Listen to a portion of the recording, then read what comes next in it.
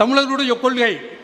மனுஷனை பகவானை காட்டினதுனால தான் எங்கேயோ இருந்து ஓடி வந்தவே ரிக்கார்ட் டான்ஸ் நடத்துறா சிவராத்திரிக்கு இல்லையா, நம்ம மக்களை முட்டாளாக்குறதுக்கு. நான் உங்களையெல்லாம் கேட்குறேன், பட்டினத்தார் கடவுள் இல்லை, வள்ளலார் கடவுள் இல்லை, சாய்பாபா எப்படி கடவுள்? எப்படி கடவுள்?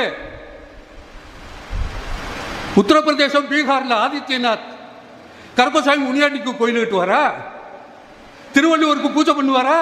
ஆனால் இங்கே இருக்கக்கூடிய ஒரு ஆதீன கர்த்தர் தமிழன் கற்றுக் கொடுத்த மடத்திலே வாழ்ந்து கொண்டு, தமிழன் கொடுத்த சொத்திலே சாப்பிட்டு கொண்டு பல்லக்கு செல்லலாம், குரு பூஜை நடத்தலாம், பருப்பு சாம்பார் பாயாசம் சாப்பிடலாம், அதற்கு தடை இல்லை.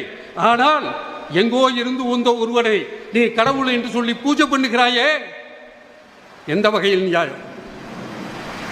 வடநாட்டிலே பூஜை செய்வார்களா?